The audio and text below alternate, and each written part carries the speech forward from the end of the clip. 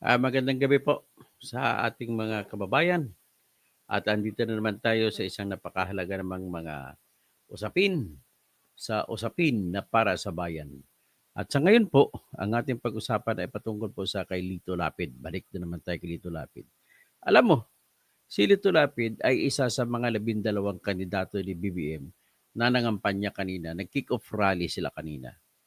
At ang ginano nila ay sila daw kanina ay may tawag nito, na nagra-rally sila. Pero bago ang lahat, no, ayusin ko muna yung ang aking live sa sa TikTok. La-live din po ako sa TikTok para makikita na rin ako sa TikTok. Ito, for the first time po ako magla-live sa TikTok.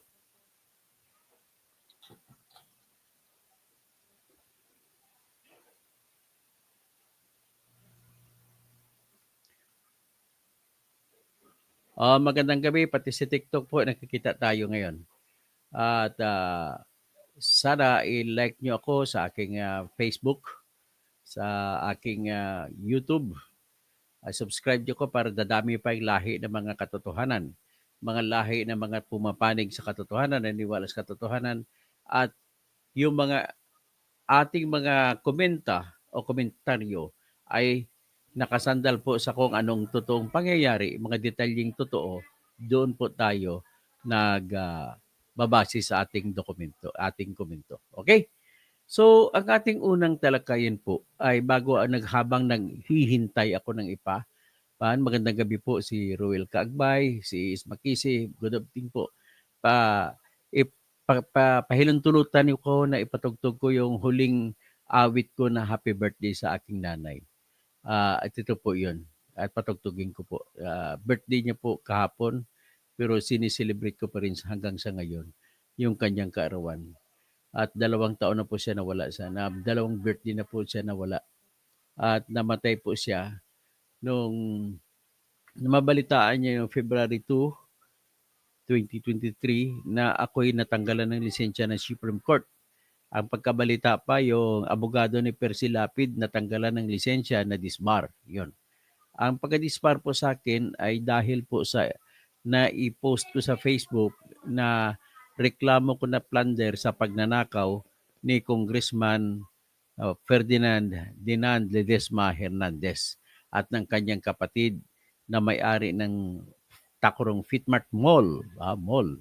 So, ang ninakaw po nila ay sa pamamagitan po ng pag-supply ng tinatawag na pagkain para sa mga bakwit ng Maranao na ang sinupply na pagkain ay pinresyohan nila ng 515 pesos and 40 centavos. Tapos, bumili din ako ng parihong items din at diresibuhan ako 270 pesos and 50 centavos lang at hindi lang kasama dyan ang 48 pesos na tuyo. So sa Bakatwid, kung may tuyo, 318 pesos and 50 centavos. Halos 200 po ang diferensya ng presyo. Ngayon, dito mo makikita ang laki ng ninakaw. Bakit po makikita nyo ang laki ng ninakaw? Kasi po, ang nangyari po ay 1,143,120 na pakete ang binili. So, i-multiply mo lang sa 226 million po ang ninakaw nila. So, ang pruweba ko na nag-overprice sila, nagnanakaw sa pamamagitan ng pagtaas ng presyo, halos gabundok kalaki ang presyong pinatong, ay ang resibo na binigay sa akin ng Tacorong Fitmart mismo at ang resibo na binigay ng Tacorong Fitmart sa DSWD na 515 pesos and 40 centavos nga. Pati purchase orders, meron ako. Pati mga PhilGips na mga record abstract notice award, meron akong kopya. So, dokumentado po ako. So, yan po ang aking dahilan kung bakit ako nakipaglaban. Gumawa ako ng reklamo na plunder laban sa aming dating congressman si Ferdinand Dinan Hernandez Romualdez. Ferdinand Ledesma Hernandez. So, kasama na dyan sa DSWD Region 12 na si Regional Director, si Zorahaida Tanggol Taha. Kasama rin dyan yung tao niya na si Ruhaifa Kalandaba na siyang accountant ng DSWD Region 12. At kasama niya rin dyan sa nangurap yung, siyempre, Bids and Awards Committee. Hindi magkaroon ng kontrata kung walang Bids and Awards Committee. At ang chairman ng Bids and Awards Committee, na sa dami ng kontrata na sangkot ang kapatid ni Ferdinand Dinan Ledesma Hernandez ay si Jakia A. Lau, yung chairman. Ang vice chairman ay si Emerita Q. Dizon at ang kanyang kanilang member ay si Muhammad Faiz Zarif. So yan po, dahil pinablis ko sa Facebook at noong January 19, 2019 at sinampa ko na lang sa ombudsman noong January 31, 2019, kasalanan ko raw yun dahil hindi ko sinampa sa ombudsman. So anyway, ito po, ipakita ko muna yung huling kanta ko sa aking nanay na happy birthday.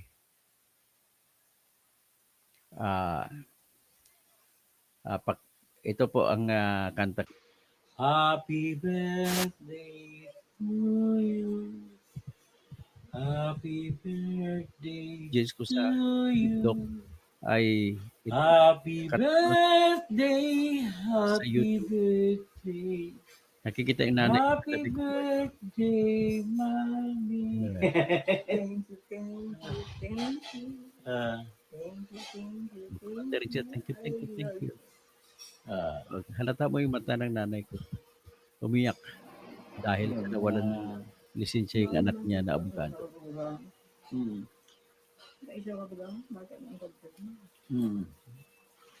Nakikwento itong sa pitsang buo niya na namasyal. Na pinagdasal siya, Pinri Uber.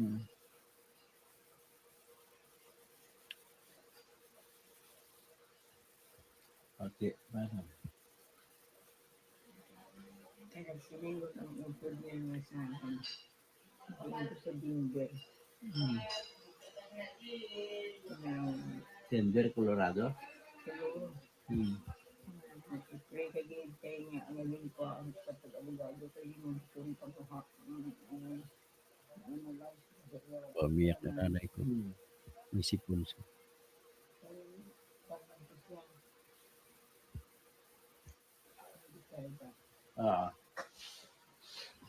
Paul! Noy! Ay, nanay ko. Okay. Yan ay naganap February 10, 2023. Talagyan mo porque. Ako ay natong wasa yan. Ay, hindi. Double mo. Call. Call. So, yan po yung nanay ko. Pasensyano na po at Hi, hello mga palangga. How are you? So, anyway, let's proceed with our expose. This time naman, ang expose talaga natin, ibinalik natin kay Lito Lapid. Kasi po, ang nangyari po si Lito Lapid, may lumabas na mga video na yung anak niya na si Menard at si Maan ay BFF pala ni Sheila Go na parang kapatid pero hindi kapatid ni Alice Go. So isa naman ito na dagdag na katibayan na siya ay konektado sa protector siya ng Pupugo. Natandaan nyo, galit na galit siya sa akin noon at pumunta pa siya doon kay Risa Hontiveros sa hearing ni Risa Hontiveros. Wala siyang ginawa kundi birahin ng vlogger na ako. Ginawa yung binira.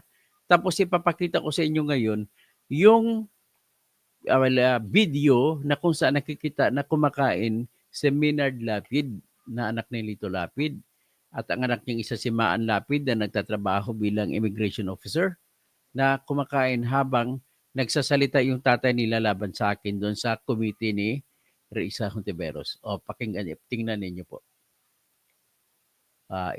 Itaas ko.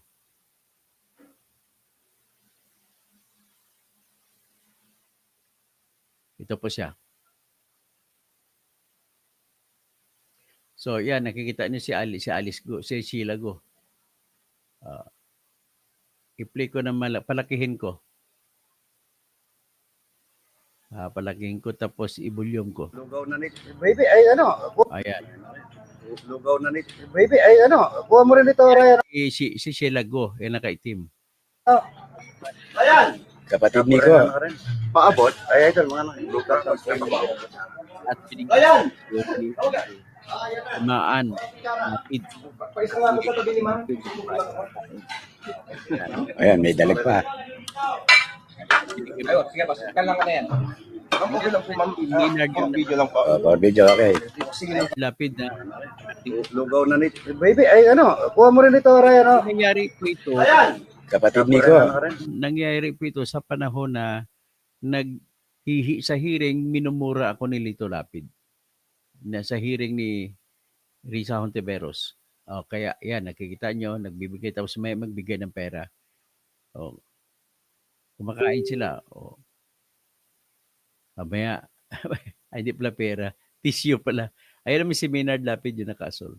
Okay.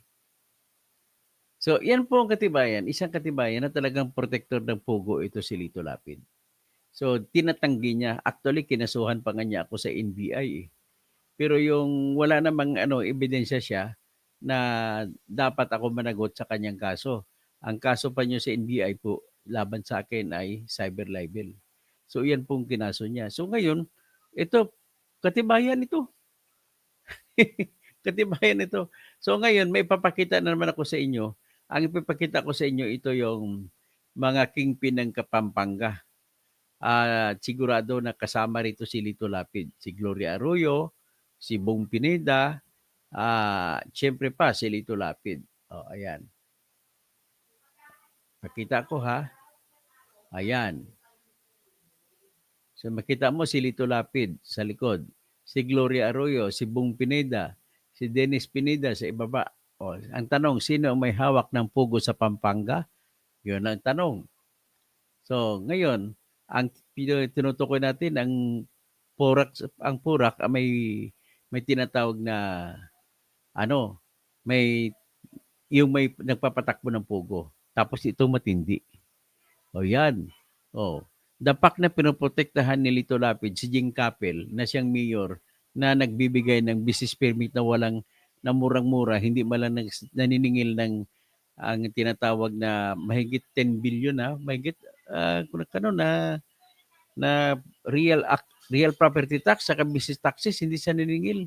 So malaking kinita ni Jing Capel, kaya nga siya kinasuhan ng ombudsman sa hindi pagbibigay ng tamang business permit at saka yung hindi pag-check ng mga proyekto na binigyan pa niya ng business permit pero wala nang lisensya galing sa tinatawag na wala nang lisensya sa PAGCOR. So ibig sabihin sinuway niya ang batas. Ganun po, kaya hanggang ngayon suspendido na mayor si Jing Capel. At saka nagbumubuo pa siya ng political dynasty sa pamilya niya. Siya na tumatakbong mayor ng Purak. Ang anak niya tumatakbo rin vice mayor. Ay nako, grabe talaga ito mga swapang na mga kapil. Okay? So ngayon, pagkatapos diyan, ito pa po imatindi. Ibaba ko pa.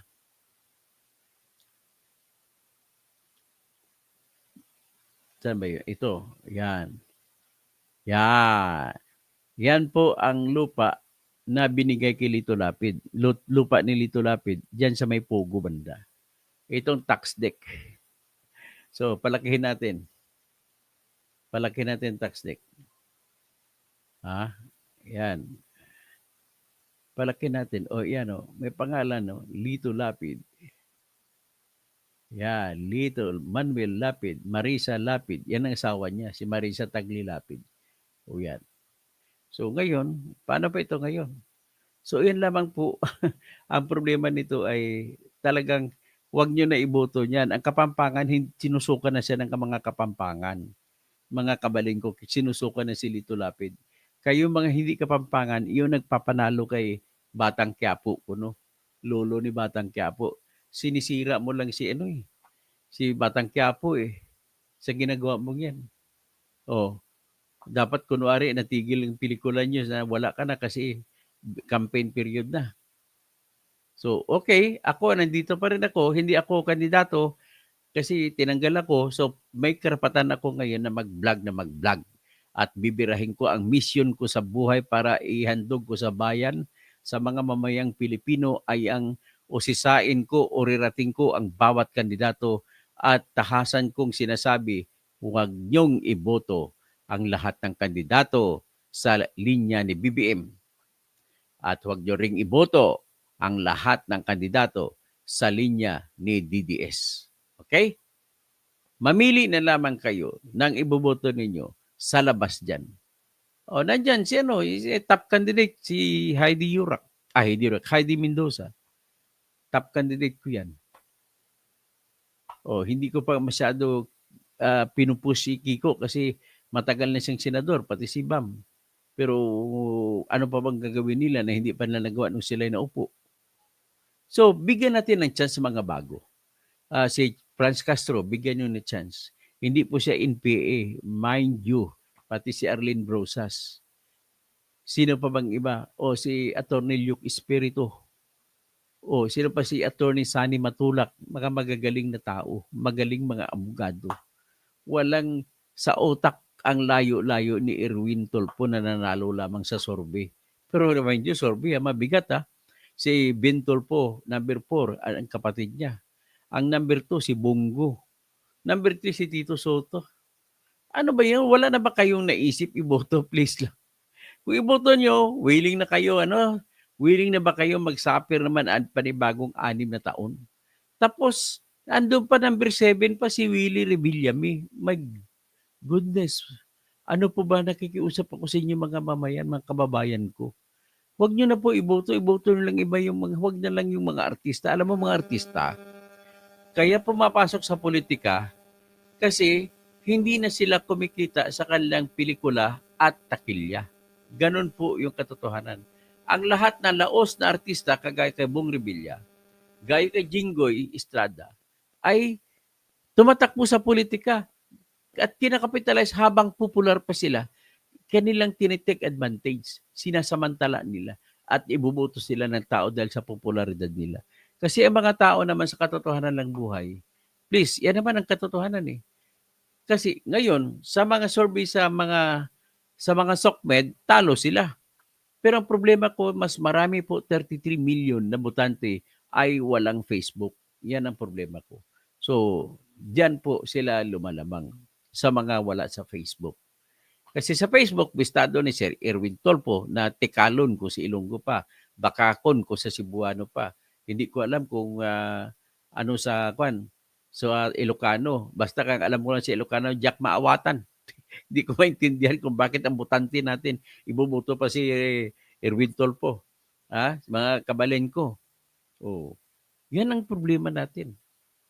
So, si Lito Lapid at sa mga Pampanga, sigurado ko talo dyan sa Pampanga si Lito Lapid. At dapat matuto na rin mga kabalin ko na isipa mga Pineda dyan. Matagal na sila meron na siyang Pradera Resort, inubos. Paano ba yumaman si Bong Pineda? Aber nga, saan ba nanggaling pera niya? Sa lahat sa sugal naman niya nanggaling. Tapos ang sugal niya, doon siya lumaki sa Isabong. Abangan nyo, pasabog ko sa Isabong, pasabog ko kay Bong Pineda, ang koneksyon niya sa Pugo. Hindi lang sila triumvirate niyan, Pineda, Lapid, GMA, Gloria Macapagal Arroyo. So, aking pakiusap lang sa inyo, please naman, ikampanya nyo na huwag iboto ang mga ito. Mga puro bago iboto nyo. Please lang. Yun ang regalo mo sa iyong mga anak. It is your greatest gift to mankind, greatest gift to the Filipino race for not to vote all these re-electionist politicians and these actors politicians na dahil laos na sila sa pelikula at sa TV at sa takilya, kaya pumupunta sila, sinasamantala nila ang politika. Yan naman ang totoo, mga laos naman yan eh. Laos na si Willie Revillame. Laos na rin si Ruben Padilla. Laos na rin si Bong Revilla. Laos na rin si Jingo Estrada. Laos na rin niya si JB Ercito. Natatawa pa ko kay Jingo Estrada. Magkampanya sana siya sa isang mall doon sa nakita ko, isang mall. Ito nakita ko video. Hindi naman nagsisinungaling yung video. Nagkakampanya siya sa mall sa Singapore. Ang dami-dami mga OFW, mga babae karamihan. Akalain mo mga babae sa mega, Duterte, Duterte. Ito, ibig sabihin, yan po ang katibayan na yung desisyon ninyo, sa totoo lang ay kahit mamamatay tao pag na Duterte, ay di ko maarok, di ka maawatan. Bakit? Bakit mahal pa rin siya ng marami pa rin nagmamahal sa kanya? Hindi ko maintindihan. Sa kabila na maraming namamatay. At alam naman natin na siya ang nagpapatay, siya ang Pangulo. Ngayon kung tatanungin mo si Bato, hindi siya nagpapatay, kundi mga pulis. Eh di siyempre, sabi niya, yung on the ground daw, hindi na makontrol ko anong galaw ng pulis. Bato, bakit ka pa iboboto? Nagtataka naman ako na sa Magic 12 ka pa. Kayo ni Bongo, number 3 pa si Bongo. O number 2 pa siya. Sa Pulse Asia, sa Okta Survey, sa SWS, 3 survey na. Di ko maintindihan. Kung sabi ng Ilocano, Jack maawatan. Oh. Paano yan? Hindi ko talaga maintindihan kung bakit tayo bumuboto ng mga reject. Reject sa pelikula, ibuboto nyo. Reject sa radyo. Si Makatulpo, iboto nyo. Tanagin nyo lahat ng taga-media. Kung mahal pa ba sila yan si Tulpo. Mga 2-3 Tulpo na yan. Mga reject yan sila kasi mga kurap po sa tingin namin sa kanila. Mga kurap po. Pasensya na po. Yung sulat lang, dami-dami sinulat ni Ning Santos dyan sa customs. Nangungulikta sila ng 600,000 pesos. Itong huling aking nakuha ng mga discovery na source, sa peryahan, kumolekta sila milyon-milyon. Sa Saklaan, pati Saklaan, walang patawad. Kinukolektahan pa rin. Sa STL, kumolekta. Ang STL yan, 5 milyon ang kinukolekta ni Rafi Tulfo mula sa PCSO. Hindi ko maintindihan. Kabsat, Jack maawatan. Tapos, yung kapatid niya si Erwin may 2 milyon na binibigay lagi sa Pangasinan galing kay Cesar Kiambao. Asawa ng mayor na si Mayor Kiambao. Diyan sa bayan ng pinanggalingan ng pamilya ko diyan, pamilya Centeno. Sa Bayambang. Tapos inaakusa pa ito yung mga Kiambao na nag-aagaw ng lupa doon sa military reservation at pinapalayas yung mga Pangasinense na nagsasaka doon. Tapos kada buwan nagbibigay si Cesar Kiambao para sa STL kay Erwin Tulfo 2 milyon. Nagbibigay din ng 2 milyon kay Ben Tulfo. Nagbibigay din kay Ramon Tulfo. At nagbibigay din kay Rafi Tulfo, tigda 2 milyon yan. 8 milyon yan kada buwan sa STL lagi nang galing yan. Tapos, iba pa yung 5 milyon na Rafi Tulfo na nanggaling sa direkta sa PCSO. May ichichika ako sa inyo sa sunod na vlog ko dyan, patungkol dyan. Basta sa akin ngayon, ang main objective ko lang, pinakita ko lang yung ebidensya. Ito pala, yung Maan Crystal Lapid ay opisyal ng Bureau of Immigration dyan naka-assign sa Clark Air Base, Pampanga. Noong kasagsagan, nani-raid ang mga pugo dyan sa Pampanga at Tarlac. Ang nagpalipad sa 3 eroplano tag 200 na mga pugo ay ang nag-arrange niyan si Maan Lapid. Immigration Officer Maan Lapid. Ito ay lumabas lamang dahil nagreklamo pasikreto ang mga immigration officers na kasama niya. Yun ang nagtatak sa mga passport nung umalis sa mga Chinese. Ng mga pugo na nag-raid ang PAOK. Ang binigay lang sa mga immigration officers, tag 20 mil lang. Kinatkong mo lang, ang laki ng bigay ni Alice Go dyan eh. Hindi bumababa sa 100 milyon yun. Para sa 3 eroplano. 3 eroplano, tag 200 ang laman ng pasahero ng isang malaking eroplano. So kung 3 eroplano, hindi bababa sa 600 ang sakay ng 3 eroplano. Sakay lang mga pugo galing. Tandaan niyo pangalan ng anak niya na immigration official na si Maan. Maan Lapid Ligaspi. At ang anak niya si Maynard Lapid. Dalawa sila ni Maan ay ka-BFF ni Sheila Go na kapatid ni Alice Go. Pinakita ko pa kanina, yung tax deck na nakapangalan kay Lito Lapid at saka sa asawa niya si Marisa Tagle Lapid. So yan lang muna tayo kasi nangampanya na naman kanina si Lito Lapid. Ano naman ipapangako mo, boy? Okay, diyan lang muna tayo. Yun lang muna masasabi ko. Total, umpisa na kasi ng kampanya ngayon. Ang mission ko sa buhay sa ngayon ay dahil hindi nyo ko sinama, isa-isahin ko ang mga kandidato na hindi karapat-dapat. Sa ngayon, ang masasabi ko, lahat po ng kandidato ni Duterte at lahat ng kandidato ni BBM, huwag nyong iboto. Iboto nyo lamang ang bago para sigurado ang pagbabago. Ganun lang po. Sir Ruel Cagbay is Makisi, Millions Ko Vlog, attorney watching from Canada. Ay, salamat po, Millions Ko Vlog. Pastora Raelia, Shalom. Jovita Caro Carlon, watching from England. Millions Ko Vlog, no skip po tayo. Salamat po. Rodolfo San Jose, Lex Olin, Thur Bilyonis, Zaulda. Tapos good eve, attorney, Kausing, watching from Rojas City. Ay, mayad danda sa Kapis ha.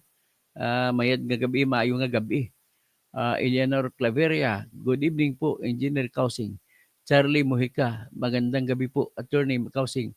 Lagi po kaming inabangan ang iyong mga vlog. Salamat po. Ruel Cagbay, Altair, salamat sa mga ginagawa mo, Dr. Kausing. Mapagmahal ka sa magulang. Magpatuloy ka lang po kayo. Andito po lang kami. Lagi nakasuporta sa iyo. Salamat po sa mga suporta niyo. Ernesto Amante, watching from Milan, Italy. Buongiorno. So, Rems, good eve po. Attorney Toto Kabunyog. Raul Gilas, kawawa naman pala kayo. Sir, na-disbar po kayo. Tuloy pa kaya ibalik ang lisensya nyo. May awa rin ng Diyos. The God knows what to do. Sabi nga sa kanta, God knows I want to break free. Okay.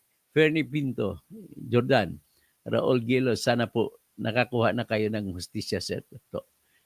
Okay, sino pa? Lorenzo Mercurio, di ba sabi mo, Quarrying King, family ng Pampanga. Yes, si Lito Lapid po. Ito, expose ka kita maliban sa ginalan ko. Nung ikaw po ang gobernador, ang ginawa mo, tika magsalamin nga muna siguro ako para mas maganda ang tama, no? Marami nanood sa akin sa TikTok eh. Si Lito Lapid, nung siya gobernador sa Pampanga, nagkakwari siya ng lahar. Ang kinikita niya sa lahar, 1 milyon kada araw. Ang nire-report niya lang sa probinsya ay 30 million sa isang taon ang kita. Ang totoong kita, 365 million sa isang taon. So ganun, nung pumalit sa kanya, tapos na sa 3 terms. So 9 na taon siya, ibig sabihin, kung ang kada term ay 1 billion ang kinikita niya, 3 billion ang kinita niya mula sa quarry ng lahar. Tapos pumalit ang anak niya si Mark Lapid, isang todo corrupt din, ay nagdagdag pa 1 billion na pangorupsyon. At nung pumalit si Among Ed, si Father Ed Panlilio, na-discoveryhan at kinasuhan siya sa ombudsman. Pwedeng kasuhan ulit yan. Ha? Ang alam pagkarinig ko kay Father Ed Panlilio ay sinalba ni Merceditas Gutierrez, si Lito Lapid. Okay? So ipunin natin ulit ebidensya. Kukontakin ko si Father Among Ed Panlilio. Di ba sabi Quarrying King, tapos Lalaine Torinuevo. God bless and protect your family, Dr. Toto. Cassandra Daisy, agree, no more corrupt congressmen and senators. Pastor Aurelia Lisa Cruz, tama po yan. Sana matauhan ng mga botante. James Hughes, Pastor Aurelia, Imelda 5, Nakaw never. Castro kay Brusas, pwede pa. Okay, salamat po. Alban, Heidi, si Heidi, okay. Ivan pala, Ivan ba to? Leopoldo Feria, tapang mo idol, yan ang kailangan ng bayan. Matapang, wala kinatatakutan. Odaser, Corpus, Hayumpa, Doc Engineer, sana mga 1,000,000 followers nyo para maikalat ng tao. Salamat po, sana ikalat ninyo na ikalat. Felizardo Salazar, hindi totoo survey na yan, fake na survey. Ramona Santos, good evening, Engineer Toto, Virginia. Ami Givana, hello Dr. Engineer Toto. Kasi sana naman ay walang dayaan. Kaya ako nasabi na kasi isasama ni Comelec Chairman Garcia si Kibuloy, si Erwin Tolpo, Philip Salvador dahil magbabayad sila kay Comelec Garcia. So, Abel Canadilla, si Brosas, Castro, Zarate, Colmenares, Espiritu. Si Colmenares po, party list siya ng bayan muna. Tulungan niyo po. Bunyog, tulungan nyo rin, mamahala na ka mamili dyan. Si Leila Dilema, nasa Mamayang Liberal. Pwede rin piliin niyo po. Hontiveros, Akbayan sila. At tapos they all under the umbrella of CP. Hindi po yun sila CPP, NBA. Maniwala ka, Abel, kwan lang yan, propaganda lang yan ni Bato. Huwag ka maniwala dyan. Mga propaganda ni Duterte yan. Si Bing Liwag, paano natin ihinto ang Mirotech. May gagawin po ako, ang last money ko, diyan ko ibubuhos. Magsampa po competition sa laban sa Miro, sa Comelec, para maayos natin, ma-check natin ang random manual audit, yung recount na manual recount. Automatic manual recount ang gagawin natin. I was at Pampanga last year sa PNP Capitol. Tinanong lang ako bigla ng officer, kayo na ba ang sinugo ni Lord? Oo, ako na nga. Melba, mga fanatics dami. Vivian Sarimo, Engineer Toto. Kasi sabi ni Duterte, ang president na lumalaban sa mga oligarko. Well, siya sikretong oligarko. Mario Jarabon. Mayroon din ako video na ganyan. What the Fact TV, Bunyog Party List po. Dadali natin. Salamat po sa Bunyog. Okay. Odrasir, Corpus, Hayumpa. Sabi nga ni Doc Jose Rizal, di ako natatakot sa kalaban. Mas natatakot ako sa mangmang na mamamayan na kababayan o ganun. Carl Woods, Sir, alamin nyo ang party list na anak ni Grace po. If PG po, yung anak ni Grace po, sinasangkalang ginagamit pa mga Pangasinense. Kaya kumutaga sa San Carlos City nang galing si Fernando po. Yung ginagamit niya. Yun siya nangangampanya. Tapos ito si JJ Suarez, huwag nyo na iboto sa Quezon Province niyan. Pati ang asawa niya, huwag nyo na iboto yung Aluna party list na yan. Kinasangkapan lang yan ni JJ Suarez, JJ David Suarez sa kanyang family dynasty sa Quezon. Hanggang ngayon, walang maayos, butas-butas ang kalsada ng Quezon. So, yan po ang napakatindi. Pag pumunta ko ng Bicol, nako, ang sama ng kalsada pagdating sa Quezon Province. Pero pagdating mo na, pagtapak mo ng Camarines, Norte Usor, medyo gumanda na. Kaya ibig sabihin, mas maganda yung mga Bicolano na politiko kaysa Tagalog na politiko. Yan. Kasi si JJ Suarez.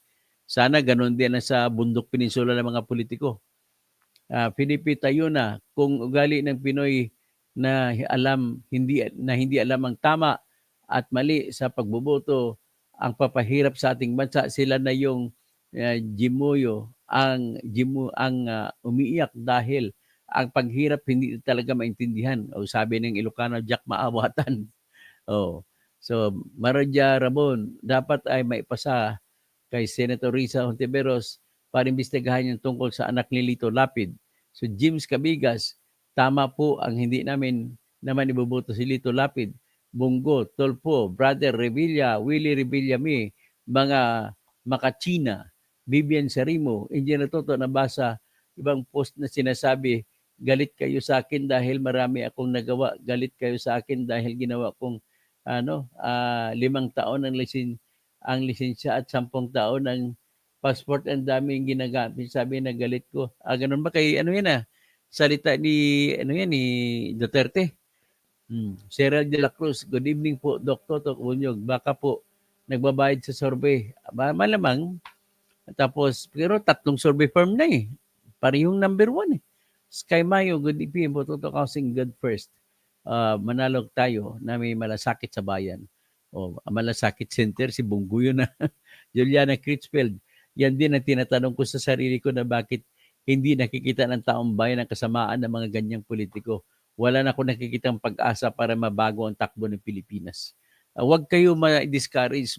Patuloy lang kayo magbumoto ng tama. Hindi natin mapigilan ang ating mga kababayan na nasa laylayan, pero malay mo baka may tinatag na divine providence, divine intervention. Yan po ang aking iniisip. Pagdasal natin na Diyos na ang makialam. Melba, correct, tama po kayo, attorney.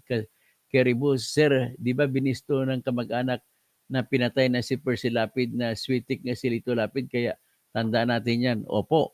Marian Yolanda Hernandez, good evening, Dr. Toto. Watching from Riyadh, KSE, Leah Pinlac, Patungan. Tapos si Pagaw Baker, Naim Bangarabi, Dr. Engineer Toto, Kausing, opinion ko lang, basta may pera, tayo, laging sa sorbehan, ganun ba? Pag narinig ko, laging sa sorbe, naalala ko tuloy ang langgunisa ng yung chorizo ng Bigan. Nang sa Bigan, Ilocos Sur ako. Pumasok ako doon sa Baluarte ba yun? Ang tawag doon, yung mga old relics. Meron doon pag nang kumain ako, sabi ko, where it began? Bigan, Ilocos Sur. I can begin to know when. Okay, Calixto Almonte, stop ang investigation sa PCSO. Aba, si Tolpo naman ito, kaya alam mo ba kung bakit ang stop sa investigation sa mga fake Lotto winners? Kasi may 5 milyon tinatanggap si Tolpo kada buwan sa PCSO, sa STL yon. At tandaan nyo, sa STL, pinatay si General Barayuga. At nagpapatay dyan nagbigay ng pera, ng budget na premyo sa pumatay kay Colonel Mendoza at sino bang hinire nyo? Si Santiago ba yun? Nakalimutan ko.